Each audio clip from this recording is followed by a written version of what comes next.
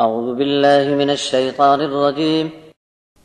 يا أيها الذين آمنوا قاتلوا الذين يلونكم من الكفار وليجدوا فيكم غلظة واعلموا أن الله مع المتقين. وإذا ما أنزلت سورة فمنهم من يقول أيكم زادته هذه إيمانا فأما الذين آمنوا فزادتهم إيمانا وهم يستبشرون وأما الذين في قلوبهم مرض فزادتهم رجسا إلى رجسهم وماتوا وهم كافرون. أولا يرون أنهم يفتنون في كل عام مرة أو مرتين ثم لا يتوبون ولا هم يذكرون.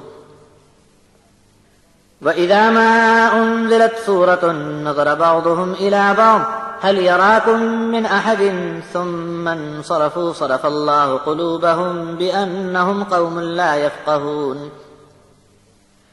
لقد جاءكم رسول من أنفسكم عزيز عليه ما عنتم حريص عليكم بالمؤمنين رؤوف رحيم فإن تولوا فقل حسبي الله لا إله إلا هو عليه توكلت وهو رب العرش العظيم.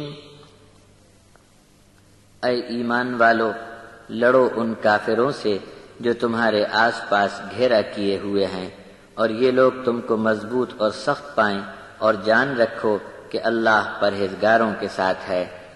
اور جب جب کوئی صورت نازل کی جاتی ہے تو ان میں بعض شخص کہتا ہے کہ اس صورت کے اترنے سے تم میں کس کا ایمان زیادہ ہوا. بس جو ایمان والے ہیں ان کا ایمان بڑھنے لگتا ہے، اور اس ایمانی ترقی سے وہ بہت بہت خوش ہوتے ہیں. اور جن کے دل میں روگ ہے اور جن کے دل پلید ہو چکے ہیں تو ان کی گندگی اور بڑھ جاتی ہے، اور یہ لوگ مرے بھی اس حال میں کہ کفر کی حالت میں ہی موت سے واسطہ پڑا.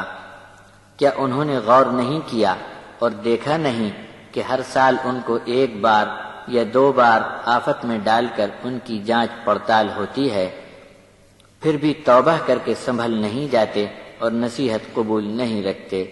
اور جب بھی کوئی صورت نازل کی جاتی ہے ان کا منہ بگڑ جاتا ہے اور ایک دوسرے کی طرف تکنے لگتے ہیں کہ اس حال میں تم کو کوئی دیکھ نہ لے، پھر چالاکی سے وہاں سے کھسک جاتے ہیں. اللہ بھی ان کے دلوں کو چکر میں پھیر دیتا ہے کہ اب وہ ایسی قوم ہے کہ سمجھ سے محروم ہے. بے شک تمہارے پاس جو رسول آئے ہیں وہ تمہارے اپنے ہیں، ذرا تکلیف تم کو پہنچے تو انہیں بہت بھاری دکھ لگتا ہے. تمہاری آسانی کی ان کو بڑی تمنا ہے، اور ایمان والوں سے بڑی نرمی اور مہربانی کا معاملہ چاہتے ہیں.